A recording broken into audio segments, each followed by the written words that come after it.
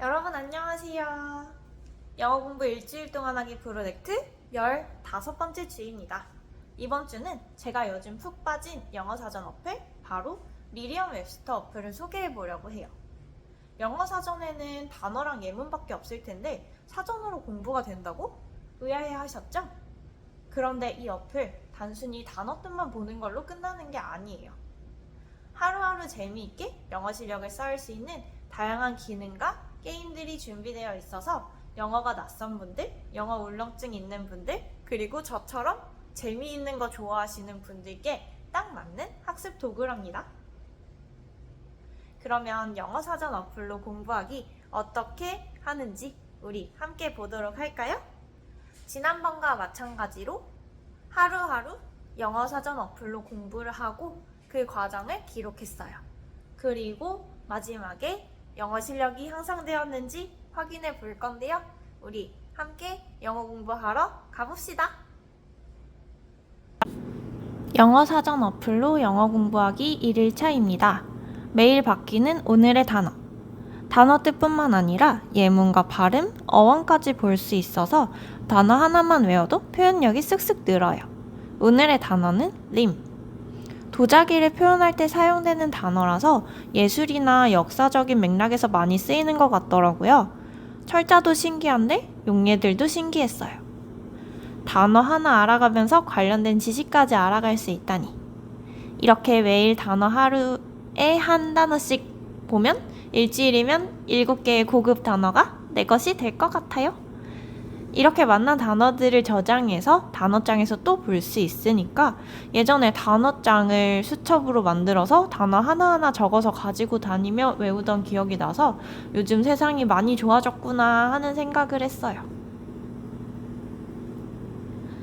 2일차는 네임 댓띵 게임입니다. 사진과 보기 단어들을 보고 사물의 정확한 이름을 맞히는 퀴즈인데요. 쉽게 보이지만 사물 자체도 호미, 삽, 갈퀴? 헷갈리는 단어들이 많더라고요.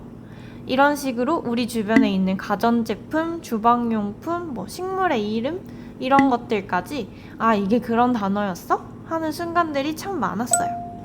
그리고 과학 시간에 배우고 한국어로만 알고 있던 피오르드 같은 단어들도 영어로 보니 철자가 특이하다는 걸 알게 되어 신기했어요.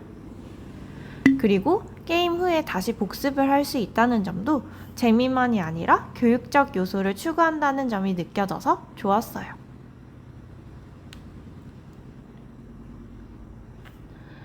오늘 한 건 영어 단어 유사어 고르기 퀴즈 게임인데요.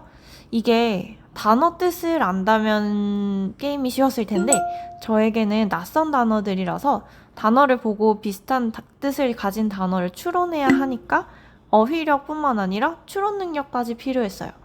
대신 이런 능력들을 키울 수 있어서 좋았습니다. 처음엔 다 모르는 단어들이라 이게 학습이 될까 싶었지만 게임을 반복하다 보니 같은 문제가 반복해서 나오더라고요. 그리고 단어 게임이 끝나면 나왔던 단어들을 다시 볼 수도 있고 어려운 단어들은 저장해서 단어장에서 또 보다 보니까 금방 익숙해졌어요. 그리고 영어 사전 어플로 할 수 있는 마지막 게임은 True or False 게임이었는데요. 짧은 문장을 보고 사실인지 아닌지 판단하는 게임이에요. 영어 문장을 빠르게 읽고 핵심을 이해하는 실력을 키우는 데 딱이에요. 그리고 시간 안에 정답을 맞추는 것도 중요하지만 정답을 빠르게 눌러야 한 문제에서 받을 수 있는 점수가 더 올라가거든요. 그래서 내용을 점점 더 빠르게 파악하고 빨리 결정을 하는데 도움이 많이 되었어요.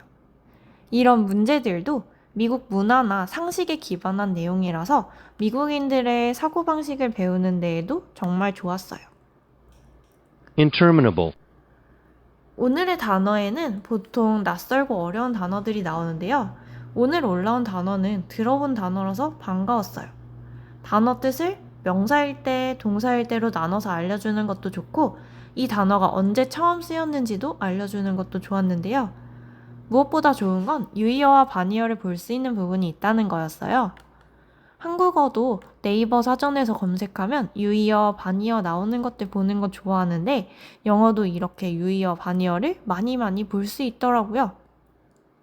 심지어 같은 단어를 반복하는 것보다는 다른 단어를 사용하는 것을 좋아하는 언어인 영어라서 유의어, 반의어 목록이 정말 다양했어요.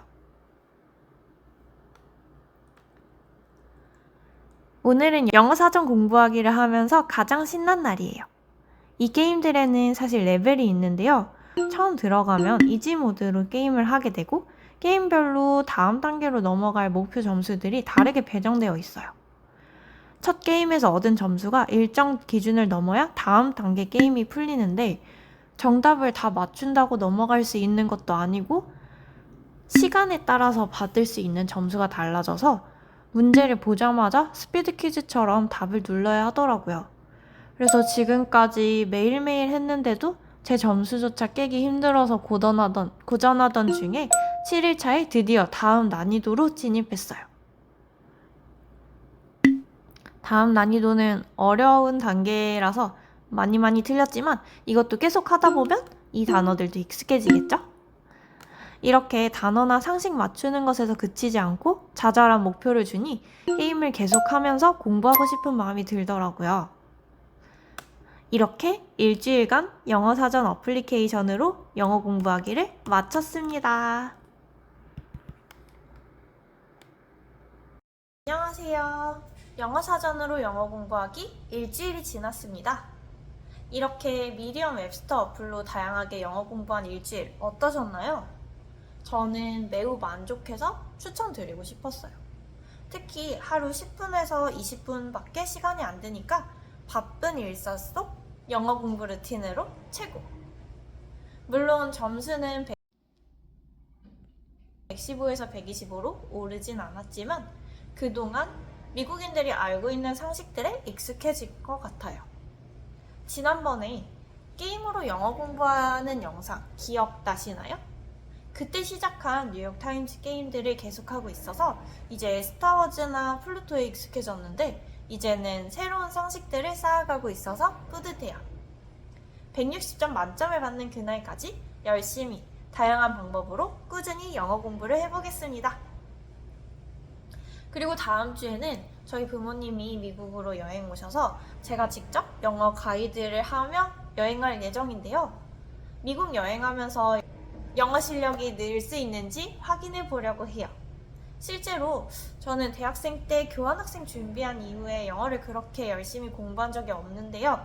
그때 시험 봤던 점수와 그 후로 10년 동안 1년에 한 달씩 해외여행하고 받은 영어 점수가 크게 다르지 않더라고요. 그래서 10년간의 여행이 영어 공부에 도움이 되었는지, 여행이 영어 공부가 될 수 있는지 저도 정말 궁금한데요. 한 달 동안 부모님 모시고 가이드가 되어 여행 다닌 후 돌아오겠습니다.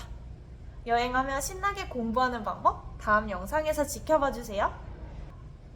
과연 여행이 영어 공부에 도움이 될지 몸으로 체험한 결과를 다음 영상에서 공유해 드릴게요. 오늘 영상이 도움이 되었다면 좋아요, 구독, 알림 설정 부탁드리고요. 혹시 여러분은 어떤 방법으로 영어 공부하고 계신가요? 댓글로 공유해주세요. 그러면 다음 영상에서 만나요. 안녕.